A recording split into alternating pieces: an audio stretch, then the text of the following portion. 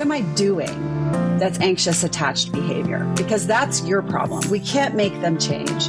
And going in with the same energy and the same urgency and the same intensity to get them to change is part of the problem. When that anxious partner can really start to do this work on themselves, they start being able to show up in a way that now starts to shift the relationship environment. Anxious behaviors reinforce avoidant behaviors. We have to stop those anxious behaviors.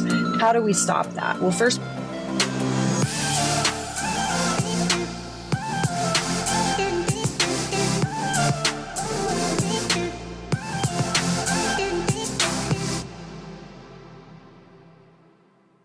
Welcome back, everyone, to Diary of an Empath. My next guest is Julie Menanno. She's a licensed therapist who teaches people how to have secure attachment in their relationships.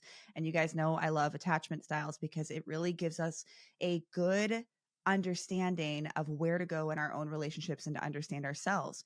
She specializes in focus therapy, emotion focus therapy. She is also the author of the book Secure Love that is coming out very, very soon. And she's got over 1 million followers on Instagram. She's doing amazing work. Julie, welcome to the show.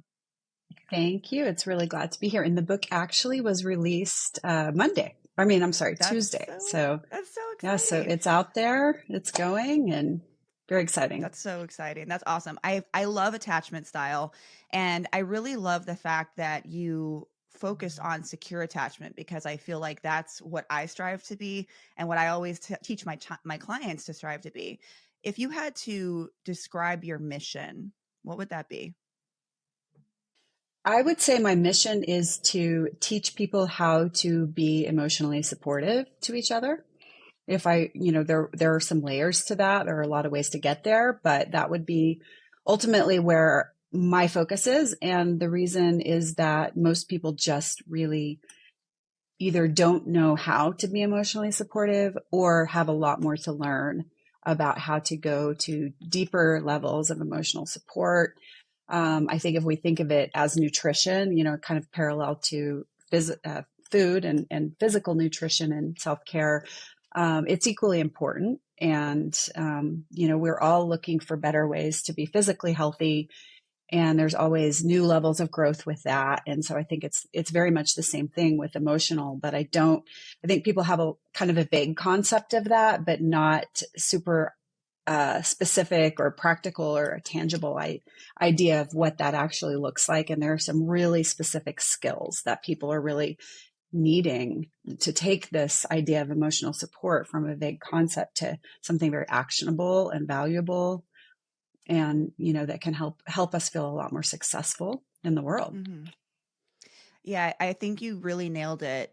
People don't know how to do it, and there's a reason why I prefer not to work with couples. It's nothing against couples therapy. My hat goes off to anybody who can do it. It's really, really difficult. And me being somebody who has been married and has been divorced and has gone through toxic relationships, it was really difficult for me to understand how to actually apply. Like, I want to be healthy, but how do I actually do it? I'm curious with you, what do you think is, if you had to say like the top 1 or 2 issues that you see in couples, what would that be? Well, the first issue, the broadest issue, would be getting into negative communication cycles. Like if there's any problem in the relationship, if there's any, big decision that needs to be made, that both partners kind of see it differently. If one partner is wanting more closeness or connection, if one partner is wanting more sex, or we're trying to figure out, what to do with our money or where to live. I mean, what happens is people with insecure attachment, they just don't know how to communicate with emotional safety for, neither partner does. And so what happens is we've got this top layer of the problem, which is the surface, which could be a very real problem. I mean, we all need to make a budget together, and financial concerns are real, and where we send our kids to school is real. But what happens is the way they start communicating, they're, accusing and blaming and not listening and being defensive and not understanding and not empathizing and not validating.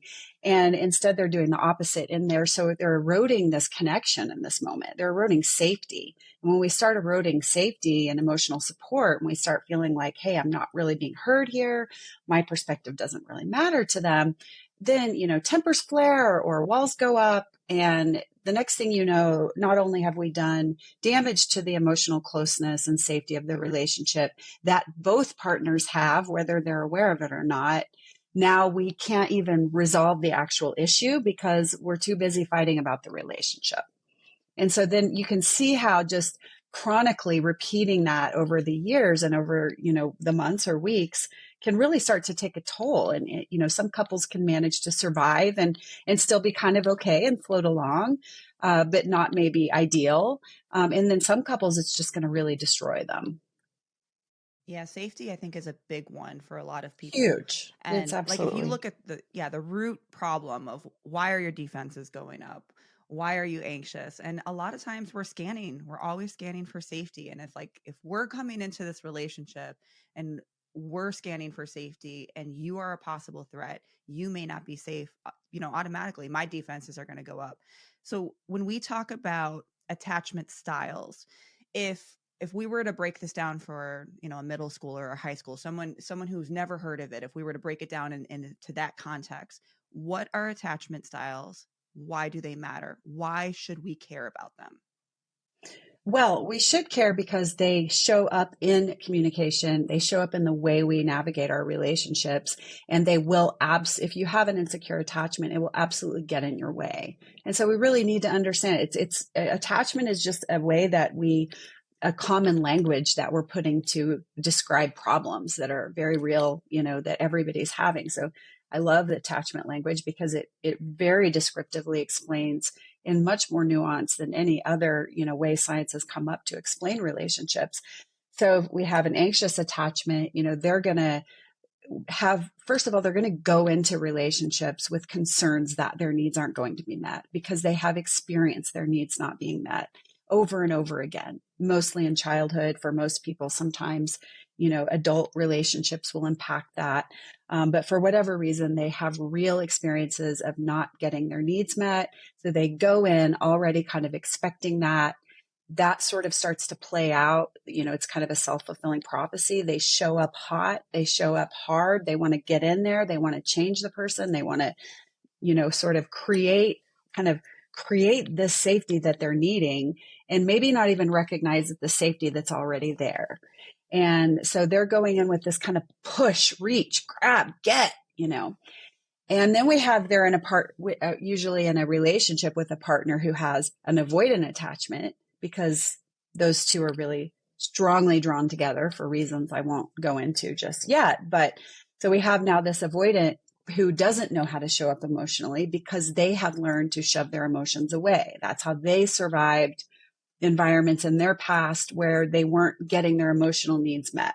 They learned to survive, just stuff it away, right? And so now, not only can in real time they not give their partner what they're needing emotionally, but then their partner is coming at them with heat that causes them to shut down more. And as they shut down more, the anxious partner gets more anxious and frantic and tries harder. And so they just get locked into this cycle of push and pull. Nobody's starting it typically. It's just kind of both of them coming together with their own insecure attachment. Then they build that insecure attached environment in the relationship themselves. So it's kind of like we've got the past coming in and now we have this present that we've created together. Now we have a disorganized attachment, which now we're going to take those anxious traits and those avoidant traits, and we're going to put them into a blender, and we're going to add trauma a lot of the time, and we're going to add more intense emotional experiences, less predictable emotional experiences, less predictable behaviors, and more intense behaviors. Now we throw that into the blender, and then what comes out is a reaction to a relationship stress that is really could be kind of all over the place. That's me. I'm definitely that type. Well, you Totally know what? me. The awareness is incredibly important. Mm-hmm. Yeah, And a lot of that's people are, 100%. a lot of people are. Mm-hmm. Yeah, I think the number is the official number is around 10% of those with insecure attachment. I personally think that number is probably a lot higher. Okay, so when we back up, let's talk about the push pull because this one really intrigues me. I want to go back to the disorganized because that's me, but a lot of my clients have the anxious avoidant pull, and when they're trying to understand it, I have like my anxious clients that are like, okay, but I'm trying to understand my partner. I'm trying to show that I care. I'm trying to get validation, and this person just keeps pulling away. I don't know how to change this partner. So if you have somebody, let's say I'm the anxious person, I have my partner who's avoidant. How can I be flexible enough to meet my partner's needs, but also get my own needs met? Where is the balance with this? Because I feel like this is the conundrum. This is the big question mark. Absolutely. Yeah. Well, I do go into this quite a bit in the book, and there are a lot of layers to this question. But if you do have an anxious attachment, your work really first, before you even start trying to change your partner, your work is on yourself. It's tapping in, figuring out, all right, I've got this anxious attachment, right? That's a vague term. How is the anxious attachment showing up in my relationship? What am I doing that's anxious attached behavior? Because that's your problem, right? That's the problem that's getting, yes, your partner has issues too, right? We want to work on that, but we can't make them change. And going in with the same energy and the same urgency and the same intensity to get them to change is part of the problem, right? So we have to stop all that. We have to stop those anxious behaviors. How do we stop that? Well, first we have to understand what's driving them. We have to really dip in, understand, yourself, understand your fears, understand why you're pulled, why you have these urges to behave in this way when you start to feel alone or scared, or all these deeper things that are going on inside of you underneath these behaviors. And we got to start shifting that. We got to start learning new ways to deal with those feelings that aren't quote unquote anxious attached behaviors, right? And sometimes we just have to learn the behaviors first and stop doing those before we really can dive in, while we're learning how to recognize what's really going on. In the book, I talk about, the anatomy of a trigger, right? So we have this triggered moment where, sticking with anxious partners, and avoidants aren't off the hook by any stretch, but we're talking about anxious partners. We have this moment of a trigger, right? The moment of a trigger is you see a look on your partner's face that you interpret as a threat. Maybe they're just thinking. Maybe it's not a threat at all, but maybe they're thinking hard, and you grew up in a home where thinking faces were mad faces. Something bad is going to happen. And so your nervous system immediately starts going into action, making meanings out of that. Your body has a reaction. You have these negative, insecure views of self that now mix into that. Then you start to have these big feelings and these senses of, anger or urgency or anxiety, right? And then all of that sort of comes together in this very short amount of time, anywhere from 1/300th of a second to 3 seconds, where that is going to contribute to a behavior. So we need to be working on all of these levels: behavior, understanding, really being able to pick apart what's happening inside of you, because all of those layers are opportunities to work. We can work on the way our insecure views of ourselves that are contributing here, that might be lies that we picked up over a lifetime. We can work on the somatic piece, learning to kind of just step in and take some breaths and regulate your body before you react. We can learn to work on finding those more vulnerable emotions, grieving. There's so much unexpressed grief, unprocessed grief underlying these triggers that we really need to start getting to talking about, getting comforting ourselves and letting those feelings come up, because they're all on the table already.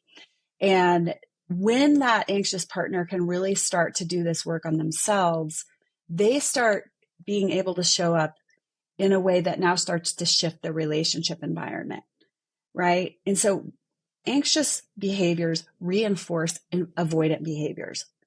We can't change what the avoidant brought to the table originally, but we can stop reinforcing it. And when we stop reinforcing it, we are creating more safety. The avoidant needs safety too. We're creating more safety. When people feel safe, they start wanting to be their best selves. They start self-reflecting. You can't make that happen but you can do what you can do to increase the odds that now the avoidant partner is kind of going to come on and start, feeling safer, start reaching more, start kind of recognizing their own needs for connection. When the anxious partner is over there frantically trying to get it, the avoidant partner isn't able to have even space to recognize their own needs for connection. Now, the avoidant partner has all this work to do too. And again, I go into the book there, and, if for those people who have avoidant attachments and they're willing to come in and do this work, they need to start doing exactly what I said, which is start shifting, their behaviors that are avoidant, that are reinforcing their partner's anxiety, and do the same work. And, the reality is that part of the avoidant defense mechanism is to push away wanting to work on self, because there's an association there with shame, with weakness, with failure, with, all sorts of, I'm going to make it worse, and there's all these really legitimate fears there, just like the anxious partner has legitimate fears. And so, we really need to recognize that there are understandable blocks for why they're not going into relationship help. It is a real truth, right? It is very difficult. However, they are more likely to do that once they get into a safe environment. And in my experience working with a lot of people is that the anxious, the avoidant block is getting into the therapy, right? They're the ones that are going to be less likely to sign up for help. But the anxious block is once they're signed up for help, but they're really not recognizing all these things that they're doing to maintain this, kind of toxic dynamic. And so what I have found is that avoidant partners actually move more quickly in therapy with a skilled therapist once they're in the door.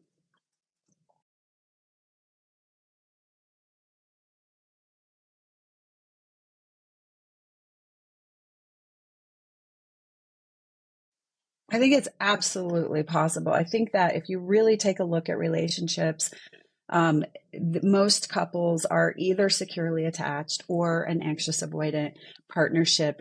It's an energetic balance. There are a number, and I have some posts about this on Instagram, and I talk about it in the book. There are a number of really good reasons why anxious and avoidant come together.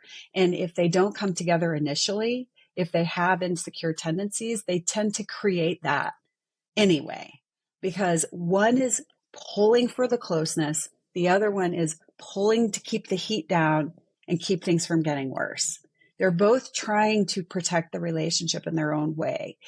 Two anxious partners is too much energy. It's just too much. Like it'll, there's a good chance it will fall apart. To avoidance, there's a good chance that there's just not going to be enough of enough energy pulling them together that they kind of fizzle out. With that said, there are definitely people who kind of fall into that anxious or anxious disorganized kind of dynamic. They're the ones that are doing a lot of fighting, a lot of intensity. And then we do have people who get stuck in avoidant dynamics. But the vast majority of couples are either going to find their balance with secure attachment, or they're going to find their balance with anxious avoidant. I think every one of us can look at, grandparents or elderly aunts and uncles, and we can probably look and go, oh, for the last 75 years, they've had an anxious avoidant attachment. Grandpa sits there and doesn't say anything and talks about the weather, and grandma's over there frantically giving grandpa his soup. And, so these couples can actually be okay, okay, right? It's not ideal. Again, let's go back to physical health. We can have okay physical health, or we can work on it and have really great physical health, or we can have really awful physical health. Having okay physical health, having okay anxious avoidant dynamics, it's not a death sentence. It's just there's better. There's better. It's so interesting because, when I look back at my history and my relationships, I was with a very anxious person, and and I'm more disorganized, and I found myself being more of the dismissive avoidant, like, oh, this is way too much. I can do this stuff on my own. I do not need this. It is just overwhelming.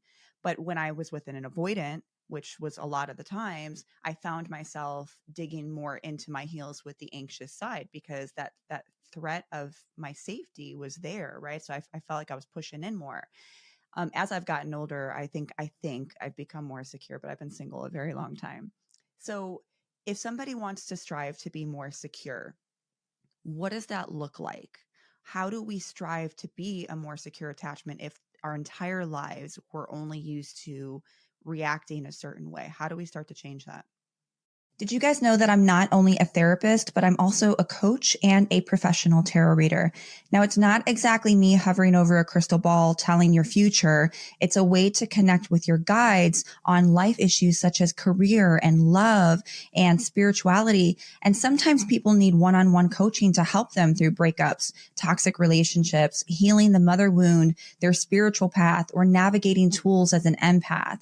So I do all of these things to help my clients pursue life and decisions and understand themselves. So if you are interested in one-on-one coaching or a tarot reading, click the link below to get started. Okay, back to the podcast. Well, okay, so the simple answer is this.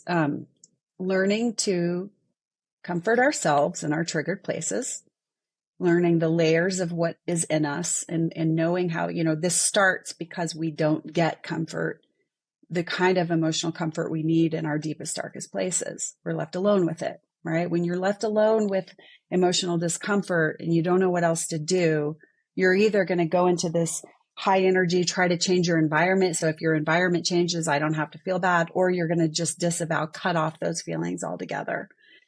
And so one is learning how to get what you never got, which was how to dive in and comfort yourself. Nobody ever modeled it to you. Nobody ever gave it to you. And I'm speaking in extreme terms here. Some people got some of it and, but they still have some growth to do.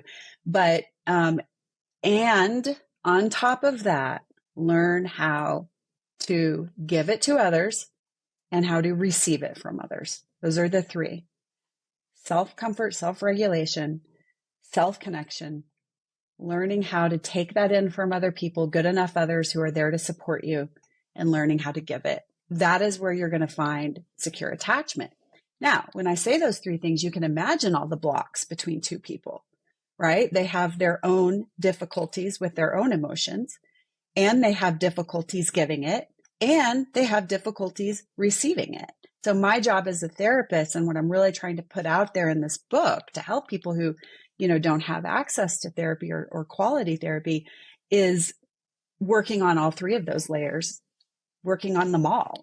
Some sessions are devoted to how you're dealing with yourself, this intrapsychic work. Some sessions are devoted to, how come you're having a hard time taking in what the comfort your partner is giving to you.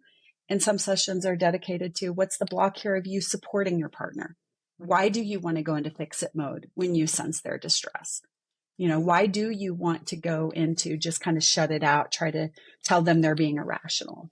And I'm just working through the blocks to those three things. And absolutely everybody can get there. I really do believe that. I mean, I think that there are some people that have such extreme difficulty with self-regulation, their work is going to be harder, and they might need to go get some somatic therapy or some kind of therapy that will help them stay regulated enough to do the work. But I really do believe that with the right help, anybody is capable of those three things because we're wired to do those to begin with. It's just about removing the blocks. Yeah. It's hard too. I think as somebody who relates with the anxious, it was really, really difficult for me to regulate my emotions. That was the hardest part of it because the emotions would feel so overwhelming. And when my partner would start to pull away, that just reinforced my emotions, becoming stronger and stronger, that this person is going to abandon me. This person doesn't want me. The validation that I was seeking in the moment, I wasn't getting. And these same fights would just happen over and over again. So for couples that are listening right now, who maybe have the same fight over and over again, or are arguing about the same things, how can we start to overcome some of those conflicts and change some of the patterns that we're used to? You need two things. You need one, the skills, the skills, the words, the tools, and you need the self-regulation and the capacity to implement the tools. So you have to work on both of those. You have to work on learning to show up in new ways. A lot of people just don't know what those new ways are, right? And that's a big piece of this problem is we're not getting good guidance on what those new ways are. But even if they do have the new ways, and even if they have it on paper and they have it memorized and they can, sit there in non-triggered moments and be their best selves, they get so triggered that they don't have the self-regulation to put those new skills into place. And so we really have to work on both of those. And there are different ways to work on those. I mean, one of the ways to help with self-regulation is to help the couple learn to co-regulate, which is to help each other when they're triggered, instead of going down these paths of pushing each other away and making things worse. How can I help my couples come together to co-regulate? And when they can get each other co-regulated, then they're able to put these these skills into practice, how to talk, how to, just all these things we can do differently when we're communicating with each other. But, nobody can really co-regulate until they can self-regulate. So, we have to work on that piece too. And that's why I think, if you really bring in this somatic therapy work that's really big right now into attachment work, it's just a great combination, because through the somatic, you're learning better self-regulation techniques that can help you show up in a more attachment friendly way. And then again, as you build up the strength of the relationship, as the relationship starts to get healthier, that in and of itself starts to become regulating, because you just feel safer. So it creates a situation where you don't have to kind of self-regulate so hard, because you're not getting as triggered, because you just feel safer. So again, I'm just working on all these layers, there's so many layers. That's why its work is so hard. It's not one thing. It's, a few things. Mm-hmm. Yeah, and I keep hearing like common denominators, safety, communication. And again, I'm just going to take it back to myself. When I think back on my relationships, I really just wanted communication and validation and to understand that I'm safe. I think for me, as long as I knew that I was safe and that I was being validated in the moment, there was nothing that was going to trigger me. And there's a quote from the book Attached that I really like: "You're only as needy as your unmet needs." And I really stuck with that, to know that I think that if I'm with a secure partner that's giving me some of that validation, or with a partner who has open communication, I wasn't getting as triggered, and vice versa.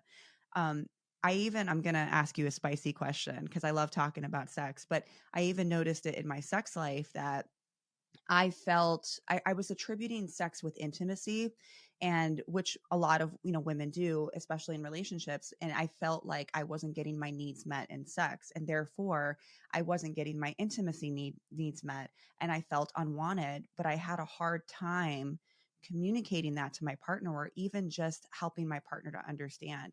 How does insecure attachment styles affect people's sex life?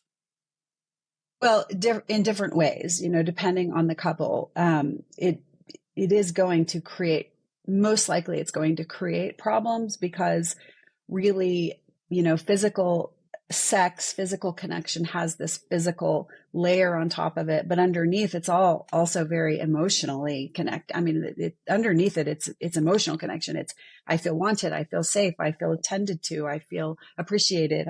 All these emotional needs are being met. So, I see it show up in different ways. It really depends on who's the higher needs partner in the relationship.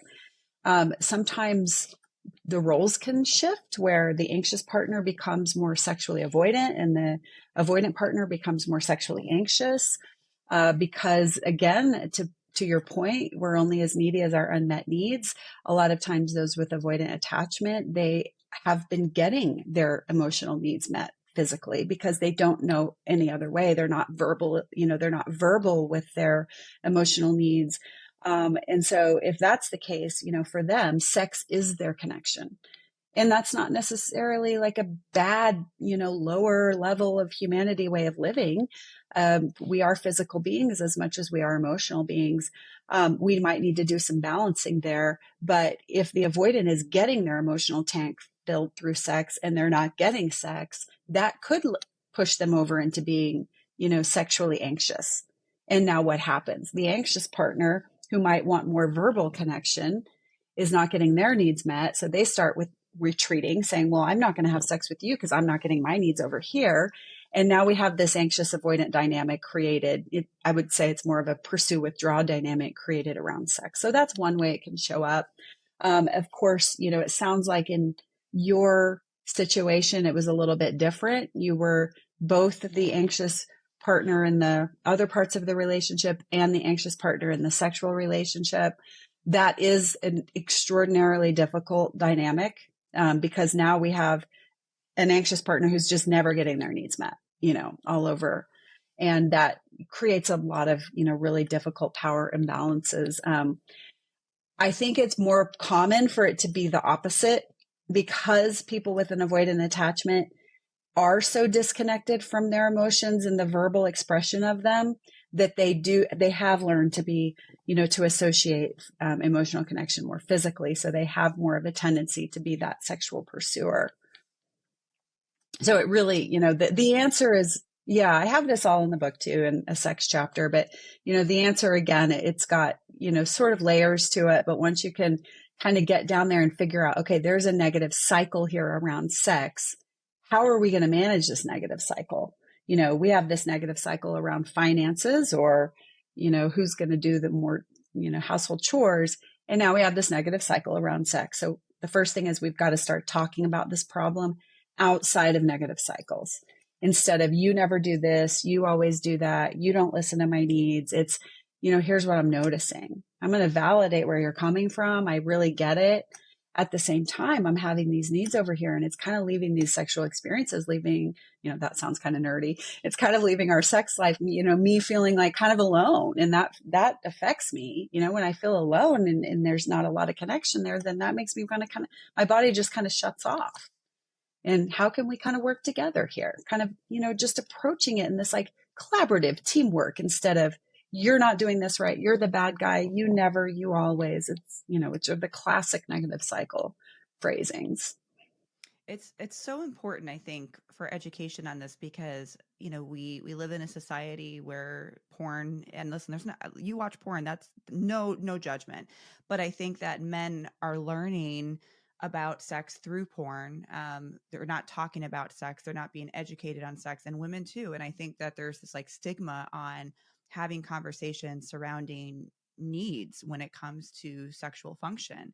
And I was literally blown away by the amount, the stats on the amount of women who have never achieved orgasm, or who are not feeling fulfilled with their sex life. I mean, it just blew my mind.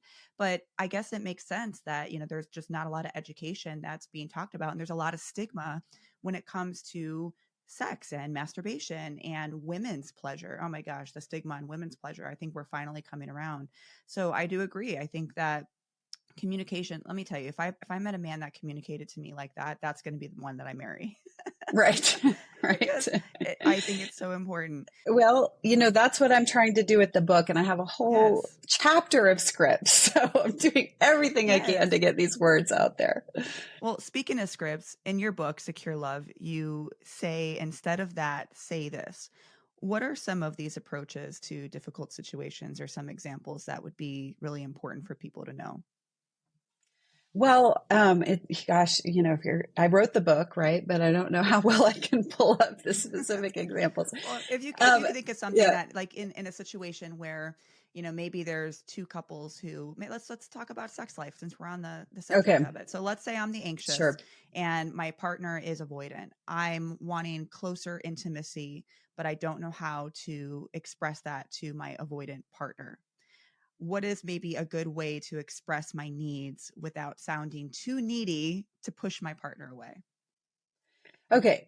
Okay. So I would approach it with, first of all, really kind of trying to ground yourself before you go into the conversation to begin with, right? We want to get ourselves out of that kind of fear place in our mind, because when we're in the fear place and we approach a conversation, it's going to come out. The anxiety, the fear, it's either going to come out as energy, or it's going to come out, a more avoidant way of dealing with that would be kind of flat or not bringing it up to begin with. So we really need to learn how to kind of ground ourselves, step in and go, all right, what's happening with me right now? What am I needing to express? What are the kind of the fears I'm having about how this might go?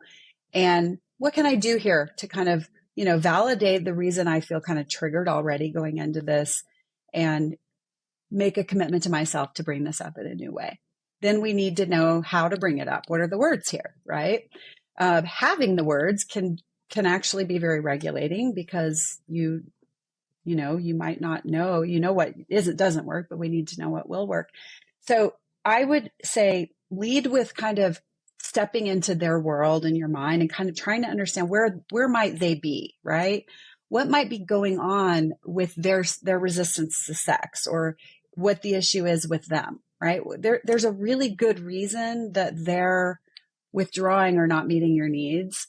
We don't necessarily want that, we're not advocating what they do with that reason, right? I'm not advocating pulling away from sex. Couples need to have healthy sex lives, but understanding the very good reason and just letting your partner know, listen, something really important is happening with you too. I don't really believe that you're over there going, I'm going to withhold sex from you and, make you miserable. And I really don't believe that. I think there are some good reasons here. And I want to try to understand more about what's going on with us, right? And I want to understand more, and not just kind of come at you like, oh, you're bad, you're this, you're terrible, you're shut off, you're a terrible partner.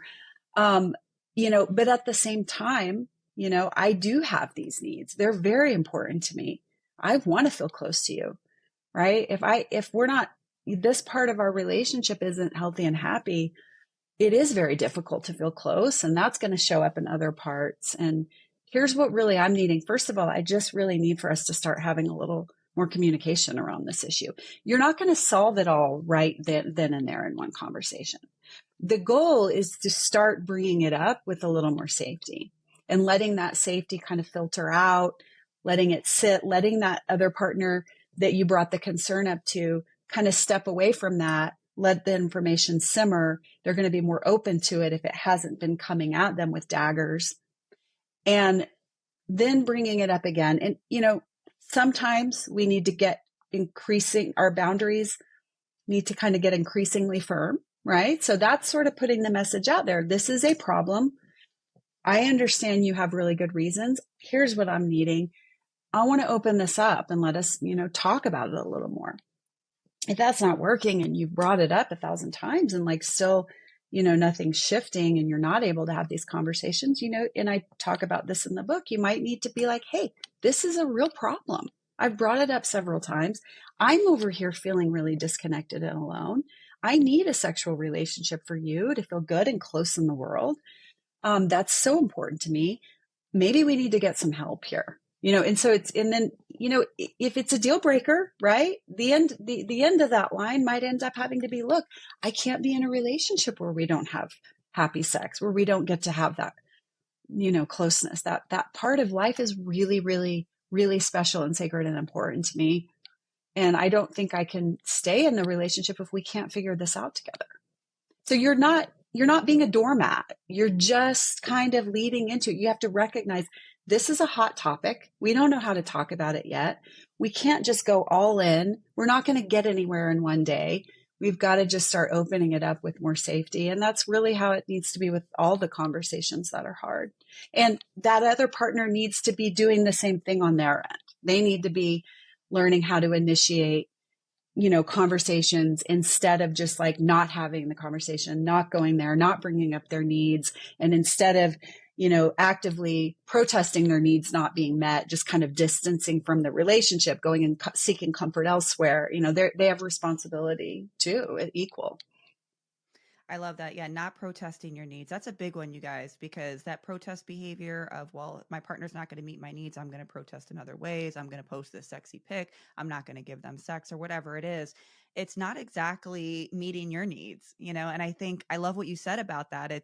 That's a great example of how to become more securely attached and how to practice that behavior, how to model that behavior for your partner, especially if you want to be the change that you want your relationship to have.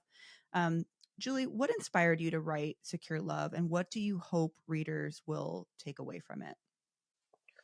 I do really amazing work with the couples I work with, and I'm kind of obsessed with being very, very good at that. To me, it's just the most fulfilling thing ever, other than the personal version of being a couples therapist is really being able to be there for my family in a way that's very emotional supportive. So there's just something that's so fulfilling to me about providing emotional support and helping other people give it to each other. So I just want to I know there are so many people out there who just don't have access to good therapy, or don't have access to any therapy, or can't afford it, or just lots of really good reasons people have access to, or don't have access to this work that I'm doing, that I'm just seeing be so successful. And the colleagues I have that do this type of work have been so successful. So my goal was, let's put this, out on Instagram. Let me start putting this out there in the best way I possibly can without actually being able to work with couples. And that really took off. And then I started getting requests for a book. And I was like, I'm just going to start with how I start with a couple and finish with how I finish with a couple. And I really get it. Like, there are couples out there that are going to need a lot more than any book could ever offer them, but I'm going to do my best here. And I know I'm going to be able to maybe not fix every couple, definitely not, but at least help them grow, at least help them maybe grow to the point where they can get help because they trust the information. And so it's really, that's a lot of words for to help as many people as I can, since I can't work with everybody in my office. Julie, thank you. Thank you for the work that you do. And, not just for couples, but for, single gals like me who are trying to become more securely attached. I think that it's a much needed topic, especially even for me as a therapist who didn't learn this in school. They didn't talk about this. And so it's been really helpful, even with my own practice and my own clients. And just thank you for the work that you're continuing to do. I can't wait for everybody to read the book. We'll definitely link it for everyone. And thank you for coming on the show. You're so welcome. Thanks for having me.